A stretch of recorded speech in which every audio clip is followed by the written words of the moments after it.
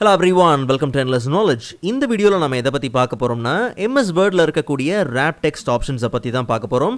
So உங்களுக்கு இந்த வீடியோல உள்ள கண்டென்ட் எல்லாமே புரியுதுனா மறக்காம லைக் பண்ணுங்க and அதை விட ரொம்ப முக்கியம் இத பத்தி தெரியாதவங்களுக்கு கண்டிப்பா ஷேர் பண்ணி விடுங்க. and நீங்க இன்னுமே சேனலை சப்ஸ்கிரைப் பண்ணாமலே பார்த்துட்டு இருக்கீங்கனா மறக்காம சப்ஸ்கிரைப் பண்ணுங்க and சப்ஸ்கிரைப் பண்ண கையோட பக்கத்துல இருக்கக்கூடிய பெல் ஐகானை கிளிக் பண்ணி all notifications மறக்காம enable பண்ணிக்கங்க.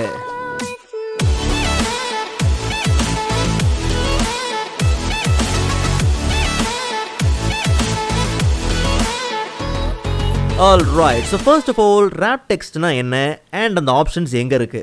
நல்லா கவனிங்க. நம்ம டாக்குமெண்ட்ல நாம விதவிதமான ஆப்ஜெக்ட்ஸை இம்போர்ட் பண்ணுவோம். லைக் பிக்சர்ஸாக இருக்கட்டும், இல்லை ஷேப்ஸாக இருக்கட்டும், ஈவன் ஸ்மார்ட் ஆர்ட் சார்ட்ஸாக இருக்கட்டும். இப்படிப்பட்ட ஆப்ஜெக்ட்ஸை நம்ம இம்போர்ட் பண்ணி பிளேஸ் பண்ணும்போது அங்கே இருக்கக்கூடிய டெக்ஸ்ட்டு அந்த ஆப்ஜெக்டை சுற்றி எப்படி ரேப் ஆகணும், எப்படி பிளேஸ் ஆகணுங்கிறத அரேஞ்ச் பண்ணுறதுக்காக இருக்கக்கூடிய ஒரு ஆப்ஷன் தான் wrap text. ஸோ அப்போ அந்த ரேப் டெக்ஸ்ட்டுக்கான ஆப்ஷன்ஸ்லாம் எங்கே இருக்குது? நல்லா கவனிங்க. நாம் இம்போர்ட் பண்ணியிருக்கிற அந்த ஆப்ஜெக்டை கிளிக் பண்ணும் போதே செலக்ட் பண்ணும் போதே பார்த்தோம்னா நமக்கு ரேப் டெக்ஸ்ட்டுக்கான ஆப்ஷன்ஸ் பார்த்திங்கன்னா அங்கேயே உண்டு. லைக் லே அவுட் ஆப்ஷன்ஸுங்கிற அந்த கேட்டகரிக்குள்ளே பார்த்தோம்னா ரேப் டெக்ஸ்ட்டுக்கான ஸ்டைல்ஸ் எல்லாமே உண்டு. இல்லை அந்த ஆப்ஜெக்டை ரைட் கிளிக் பண்ணோம்னா அங்கே நமக்கு ரேப் டெக்ஸ்ட்டை ஆக்சஸ் பண்ண முடியும். ஈவன் நாம் செலக்ட் பண்ணியிருக்கிற நாம் இம்போர்ட் பண்ணியிருக்கிற ஆப்ஜெக்ட் இருக்கு இல்லையா, அந்த ஆப்ஜெக்ட்டுக்குன்னு ஸ்பெசிஃபிக்காக ஒரு டேப் உண்டு. ஸோ இப்போ இது ஒரு பிக்சர், அதனால் பிக்சர் ஃபார்மேட் அப்படிங்கிற டேப் உண்டு. அந்த டேப்பில் பார்த்தோம்னா அரேஞ்ச் குரூப்பில் ரேப் டெக்ஸ்ட் உண்டு. ஒருவேளை நீங்கள் இம்போர்ட் பண்ணியிருக்கிறது ஒரு ஷேப் அப்படிங்கிற பட்சத்தில், ட்ரா பண்ணியிருக்கிறது ஒரு ஷேப் அப்படிங்கிற பட்சத்தில் அந்த ஷேப்புக்குன்னு பார்த்தோம்னா ஷேப் ஃபார்மேட் டேப் உண்டு, அதுலேயும் ரேப் டெக்ஸ்ட் உண்டு.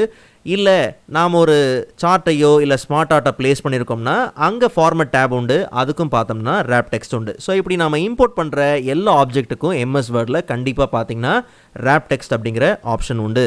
ஸோ அப்போ அந்த ரேப் டெக்ஸ்ட் ஆப்ஷனில் இருக்கக்கூடிய எல்லா ரேப்பிங் ஸ்டைல்ஸும் எப்படி ஒர்க் ஆகுது அப்படிங்கிறத தெரிஞ்சுக்கிட்டோம்னா ஒரு டாக்குமெண்ட்டை க்ரியேட் பண்ணும்போது நம்ம ப்ளேஸ் பண்ணுற ஆப்ஜெக்ட்டுக்கு என்ன மாதிரியான டெக்ஸ்ட் ரேப்பிங் ஸ்டைல்ஸ் அப்ளை பண்ணணுங்கிறது நமக்கு ஈஸியாக புரிஞ்சிடும். ஸோ முதல்ல MS வேர்டில் நார்மலாக ஒரு பிக்சரை நம்ம இன்சர்ட் பண்ணும்போது என்ன ரேப்பிங் ஸ்டைலில் டிஃபால்ட்டாக அது ப்ளேஸ் ஆகுது அப்படிங்கிறத தெரிஞ்சுக்கணும். நல்லா கவனிங்க.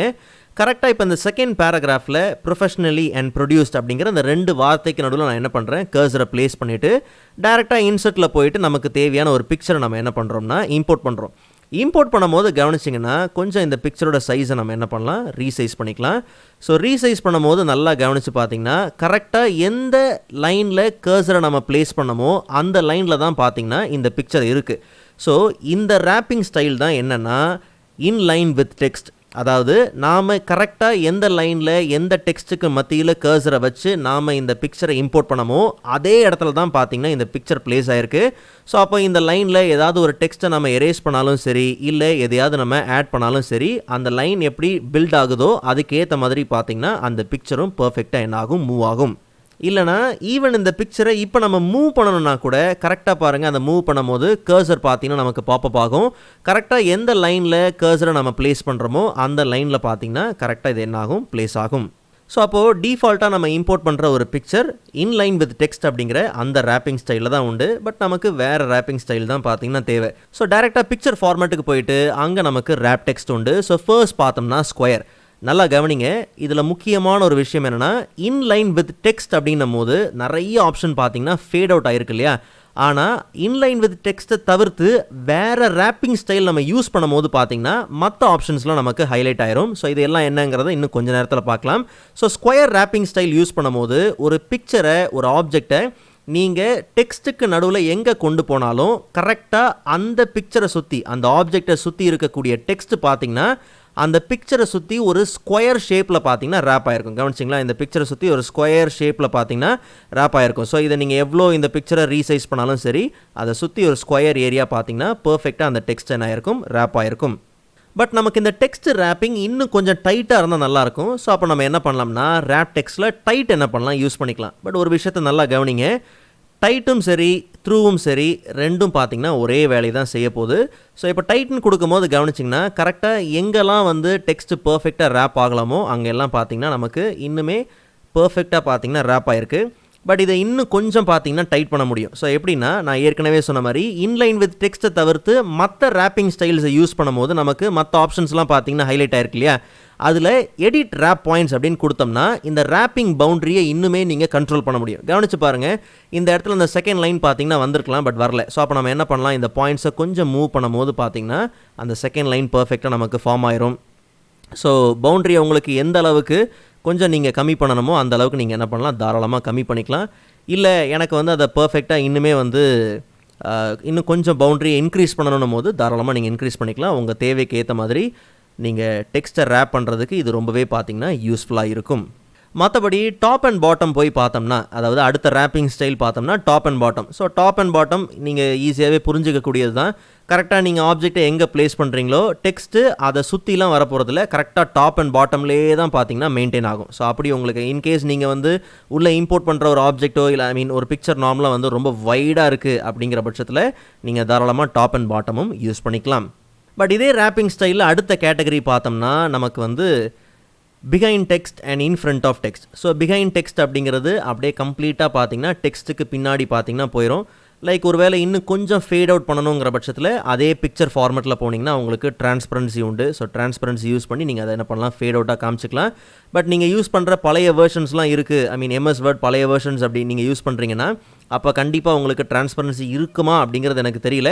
மேபி நீங்கள் பழைய வேர்ஷன்ஸ் யூஸ் பண்ணுறீங்கன்னா தாராளமாக நீங்கள் என்ன பண்ணலாம், லைக் கலர் ஆப்ஷன்ஸ் யூஸ் பண்ணலாம். ஸோ அங்கே உங்களுக்கு வாஷ் அவுட் இந்த மாதிரியான கலர் ஆப்ஷன்ஸ்லாம் உண்டு. அப்போ உங்களுக்கு ஃபேட் அவுட்டாக பார்த்தீங்கன்னா தெரியறது உண்டு. பட் இதுவே வந்து உங்களுக்கு டெக்ஸ்ட்டுக்கு முன்னாடி தான் தெரியணும் அப்படிங்கிற பட்சத்தில் இன் ஃப்ரண்ட் ஆஃப் டெக்ஸ்ட் நீங்கள் என்ன பண்ணலாம், யூஸ் பண்ணிக்கலாம். ஸோ அப்போ உங்களுக்கு டிரான்ஸ்பரன்சி இருந்துச்சுன்னா பார்த்தீங்கன்னா நல்லது. ஸோ அப்போ உங்களுக்கு அதை காமிக்கிறதுக்கு இன்னுமே பார்த்தீங்கன்னா வசதியாக இருக்கும். பட் மோஸ்ட்டாக உங்களுக்கு எப்படி தேவையோ அதுக்கேற்ற மாதிரி தாராளமாக நீங்கள் என்ன பண்ணலாம், இதை அரேஞ்ச் பண்ணிக்கலாம். ஓகே, ஸோ நல்லா கவனிங்க, நாம் இது வரைக்கும் பார்த்த ரேப்பிங் ஸ்டைல்ஸ் எல்லாமே ஓகே, ஸ்கொயர், டைட், த்ரூ எல்லாம் பார்த்தோம், ரைட். பட் நாம் இது வரைக்கும் யூஸ் பண்ண எல்லா ரேப்பிங் ஸ்டைல்ஸுக்கும் பார்த்தீங்கன்னா 2 ஆப்ஷன் இருக்குது. ஒன்று மூவ் வித் டெக்ஸ்ட் அண்ட் இன்னொன்று பார்த்தோம்னா ஃபிக்ஸ்ட் பொசிஷன். நல்லா கவனிங்க, மூவ் வித் டெக்ஸ்ட் அப்படிங்கிறது தான் டிஃபால்ட்டாக இருக்கும். அதாவது இப்போ ஒன்றும் இல்லை, நாம் என்ன பண்ணியிருக்கிறோம், கரெக்டாக இந்த பிக்சரை பார்த்தீங்கன்னா இந்த பேராகிராஃப்க்கு நடுவில் கரெக்டாக ரேப் பண்ணி வச்சுருக்கோம். ஒருவேளை எக்ஸ்ட்ராவாக நான் என்ன பண்ணுறேன், டெக்ஸ்ட்டை ஆட் பண்ணுறேன்னு வச்சுக்கோங்களேன். ஆட் பண்ணும் போது கரெக்டாக பார்த்தீங்கன்னா அந்த டெக்ஸ்ட்டு மூவ் ஆகும் போது இந்த பிக்சரும் பார்த்தீங்கன்னா சேர்ந்தே என்ன ஆகும், மூவ் ஆகும். ஓகே, அப்படி மூவ் ஆகணும் அப்படிங்கிற பட்சத்தில் தாராளமாக நீங்கள் என்ன பண்ணலாம்னா அந்த ஆப்ஷன் யூஸ் பண்ணிக்கலாம். அதாவது மூவ் வித் டெக்ஸ்ட் அப்படிங்கிற ஆப்ஷன் யூஸ் பண்ணிக்கலாம். இல்லை இந்த பேஜில் இந்த பிக்சர் என்ன பொசிஷனில் இருக்கோ அது அப்படியே தான் இருக்கணும், எந்த விதத்துலையும் என்ன ஆகக்கூடாது, அந்த பிக்சர் அந்த பொசிஷனை விட்டு மூவ் ஆகக்கூடாது அப்படிங்கிற பட்சத்தில் தாராளமாக நீங்கள் என்ன பண்ணலாம்னா ஃபிக்ஸ் பொசிஷன் ஆன் பேஜ் அப்படிங்கிறத கொடுத்துடலாம். இப்படி கொடுத்துட்டிங்கன்னா நல்லா கவனிங்க, ஒருவேளை நீங்கள் எக்ஸ்ட்ராவாக ஏதாவது டெக்ஸ்ட்டு ஆட் பண்ணுறீங்கன்னும் போது டெக்ஸ்ட் என்ன தான் ஆட் ஆனாலும் அந்த பிக்சர் அந்த பொசிஷனை விட்டு பார்த்தீங்கன்னா மூவ் ஆகவே ஆகாது. பட் இதில் கவனிக்க வேண்டிய இன்னொரு முக்கியமான விஷயம் இருக்குது. இப்போ இந்த ஆப்ஜெக்டை செலக்ட் பண்ணோன்னே பாருங்கள், இங்கே ஒரு சின்ன ஆங்கர் பாயிண்ட் இருக்கு இல்லையா? இந்த ஆங்கர், இந்த ஆப்ஜெக்டோட ஆங்கர் இந்த பேஜில் இருந்துச்சுன்னா அப்போது இந்த பேஜில் தான் இந்த பிக்சர் பார்த்தீங்கன்னா இருக்கும். ஒருவேளை இந்த ஆங்கரை நீங்கள் என்ன பண்ணுறீங்க, அப்படியே மூவ் பண்ணுறீங்கன்னு வச்சுப்போம். ஓகே, மூவ் பண்ணி அடுத்த பேஜுக்கு நீங்கள் மாற்றும் போது ப்ரீவியஸ் பேஜில் அந்த பிக்சர் என்ன பொசிஷனில் இருந்துச்சோ அதே பொசிஷனில் பார்த்தீங்கன்னா இந்த பேஜ்லேயும் கரெக்டாக பார்த்தீங்கன்னா ப்ளேஸ் ஆகிருக்கும். ஓகே, ஸோ இப்படி நீங்கள் ஆங்கரை யூஸ் பண்ணி தாராளமாக நீங்கள் என்ன பண்ணலாம், சேம் பொசிஷனில் ஒரு பிக்சர் கரெக்டாக பேஜ் வைஸ் இருக்கணும் அப்படிங்கிற பட்சத்தில் இப்படியும் தாராளமாக நீங்கள் என்ன பண்ணலாம்னா ப்ளேஸ் பண்ணலாம். இல்லை ப்ரோ, எனக்கு அந்த ஆங்கரை யூஸ் பண்ணி யாரும் வந்து மூவ்லாம் பண்ணிடக்கூடாது, எனக்கு அந்த ஆங்கர் கம்ப்ளீட்டாக வந்து லாக் பண்ணி தான் இருக்கணுன்ற பட்சத்தில் தாராளமாக நீங்கள் என்ன பண்ணலாம்னா அதே ரேப் டெக்ஸ்ட்டில் பார்த்தீங்கன்னா உங்களுக்கு மோர் லேஅவுட் ஆப்ஷன் இருக்குது. அதுக்குள்ளே போனீங்கன்னா உங்களுக்கு பொசிஷன் அப்படிங்கிற டேபில் ஆப்ஷன்ஸோட கேட்டகரியில் அந்த ஆங்கரை கம்ப்ளீட்டாக லாக் பண்ணக்கூடிய அந்த ஆப்ஷனும் உண்டு. ஸோ இப்படி கொடுத்துட்டிங்கன்னா இப்போ அந்த கரெக்டாக அந்த ஆங்கரை செக் பண்ணி பார்த்தீங்கன்னா உங்களுக்கு ஒரு லாக் ஆன அந்த சிம்பிள் பார்த்தீங்கன்னா உண்டு. ஸோ அப்போ தாராளமாக நீங்கள் கரெக்டாக ப்ளேஸ் பண்ணிக்கலாம். ஸோ உங்களுக்கு அது மூவ் பண்ண முடியாது அந்த ஆங்கரை. ஓகே, பட் இப்போ என்ன விஷயம்னா ஒவ்வொரு வாட்டியும் நீங்கள் ஒரு இமேஜை இம்போர்ட் பண்ணும்போது கண்டிப்பாக அது எப்படி வரும், டிஃபால்ட்டாக இன்லைன் வித் டெக்ஸ்ட் தான் வரும். பட் நல்லா கவனிங்க, இமேஜை இம்போர்ட் பண்ணும் போது மட்டும்தான் இன்லைன் வித் டெக்ஸ்ட் வரும். ஒருவேளை நீங்கள் ஒரு ஆப்ஜெக்ட் ஒரு ஷேப்பை நீங்கள் ட்ரா பண்ணுறீங்கன்னு வச்சுப்போமே, லைக் இன்சர்ட்டில் போயிட்டு நீங்கள் ஒரு ஷேப்பை ட்ரா பண்ணுறீங்க. ஓகே, ஷேப்பை ட்ரா பண்ணும் போது கண்டிப்பாக பார்த்தீங்கன்னா அது இன்லைன் வித் டெக்ஸ்ட் வராது. அது நார்மலாக பார்த்தீங்கன்னா வேறு text wrapping in front of text அப்படிங்கிறது தான் டிஃபால்ட்டாக வரும். ஸோ ஒவ்வொரு ஆப்ஜெக்ட்டுக்கும் பார்த்தீங்கன்னா வித்தியாசமான ரேப் டெக்ஸ்டிங் பார்த்தீங்கன்னா டிஃபால்ட்டாக உண்டு. பட் இல்லை ப்ரோ, நான் வந்து பிக்சரை வந்து இன்சர்ட் பண்ணும் போதெல்லாம் பார்த்தீங்கன்னா இன்லைன் வித் டெக்ஸ்ட்டில் தான் வருது, எனக்கு அது எப்போ இம்போர்ட் பண்ணாலும் எனக்கு அது ஸ்கொயரில் தான் வேணும், இல்லை வந்து அது இன் ஃப்ரண்ட் ஆஃப் டெக்ஸ்ட்டில் தான் வேணுங்கிற பட்சத்தில் அப்போ நீங்கள் என்ன பண்ணுங்கள், ஏற்கனவே இம்போர்ட் பண்ண ஒரு பிக்சரில் நீங்கள் என்ன பண்ணலாம்னா உங்களுக்கு தேவையான ரேப்பிங் ஸ்டைலை நீங்கள் என்ன பண்ணலாம், ப்ளேஸ் பண்ணிடலாம். ஓகே, நான் இப்போதைக்கு பிகைன் டெக்ஸ்ட் என்ன பண்ணுறேன்னு வைக்கிறேன்னு வச்சுப்போம். ஓகே, ஸோ எங்கே இருக்குது பிகைன் டெக்ஸ்ட். ஓகே, ஸோ இப்படி வச்சுருக்கோம். ஸோ இப்போ நீங்கள் இந்த விதமான ரேப் டெக்ஸ்ட்டை நீங்கள் செலக்ட் பண்ணியிருக்கும் போதே அதை தாராளமாக நீங்கள் என்ன பண்ணலாம்னா செட் ஆஸ் டிஃபால்ட் லேஅவுட் அப்படின்னு நீங்கள் கொடுத்துடலாம். இப்படி கொடுத்துட்டீங்க அப்படிங்கிற பட்சத்தில் அடுத்ததாக நாம் ஏதாவது ஒரு இமேஜை இம்போர்ட் பண்ணுறோம், லைக் எனக்கு இப்போ ஒரு பிக்சர் என்ன பண்ணணும் இம்போர்ட் பண்ணணும் போது கரெக்டாக பார்த்தீங்கன்னா அதுவும் சேம் பிகைன் டெக்ஸ்ட்டில் தான் பார்த்தீங்கன்னா வரும். Okay, so same rape text ஆப்ஷனில் தான் பார்த்தீங்கன்னா உண்டு. ஸோ இன்கேஸ் உங்களுக்கு அடிக்கடி நீங்கள் இம்போர்ட் பண்ணுற எல்லா பிக்சர்ஸும் பார்த்தீங்கன்னா இதே ரேப்பிங் ஸ்டைலில் தான் எனக்கு வேணுங்கிற பட்சத்தில் தாராளமாக நீங்கள் என்ன பண்ணலாம், உங்கள் வேலையை கம்மி பண்ணுறதுக்கு டிஃபால்ட் லேஅவுட்டாக அதை நீங்கள் செட் பண்ணிக்கலாம். பட் நல்லா கவனித்து பார்த்தீங்கன்னா இந்த ரேப் டெக்ஸ்ட்டில் நமக்கு மோர் லேஅவுட் ஆப்ஷன் இருந்துச்சு. ஸோ அங்கே தான் போய் நம்ம என்ன பண்ணோம்னா இந்த பொசிஷனில் ஆங்கர்லாம் லாக் பண்ணோம் இல்லையா.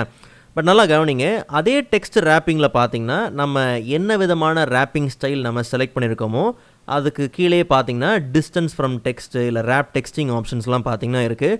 இன்கேஸ் வந்து உங்களுக்கு இப்போ லெஃப்ட்டில் வந்து 0.13 இருக்கு இல்லையா, இன்னும் உங்களுக்கு கொஞ்சம் நல்லா இன்க்ரீஸ் பண்ணணும், லெஃப்ட் சைடு இன்னும் கொஞ்சம் வந்து டெக்ஸ்ட்டோட ரேப்பிங் இன்னும் டிஸ்டன்ஸில் இருக்கணும் அப்படிங்கிற பட்சத்தில் இதையே கூட நீங்கள் என்ன பண்ணலாம், இங்கேயே கூட நீங்கள் என்ன பண்ணலாம், நிறைய வேல்யூஸை சேஞ்ச் பண்ணலாம். அதுக்கேற்ற மாதிரி அந்த ரேப்பிங் பார்த்தீங்கன்னா நடக்கும். ஓகே, ஸோ மோஸ்ட்டாக இன்கேஸ் நீங்கள் ஃபர்தராக நிறைய கண்ட்ரோல் எடுக்கணும் அப்படிங்கிற பட்சத்தில் அதுக்கான ஆப்ஷன்ஸ் எல்லாமே இருக்குது. சைஸை பற்றி நீங்கள் கவலைப்பட வேண்டாம், பிகாஸ் நீங்கள் என்ன ஸ்கேல் என்ன சைஸ் வைக்கிறீங்களோ அதுதான் இங்கே மென்ஷன் ஆக போகுது. மற்றபடி பொசிஷன்ஸ் நீங்கள் சேஞ்ச் பண்ணணும், அலைன்மெண்ட்ஸ் நீங்கள் சேஞ்ச் பண்ணணும், இதெல்லாமே சாதாரண விஷயங்கள். பட் டெக்ஸ்ட் ரேப்பிங் அப்படின்னு வரும்போது நீங்கள் என்ன ரேப்பிங் ஸ்டைல் யூஸ் பண்ணுறீங்க அதில் ஃபர்தராக இன்னும் கண்ட்ரோல் எடுக்கணுங்கிற பட்சத்தில் அதுக்கான ஆப்ஷன்ஸ் எல்லாத்தையும் இங்கே நீங்கள் என்ன பண்ணலாம், சேஞ்ச் பண்ணிக்கலாம்.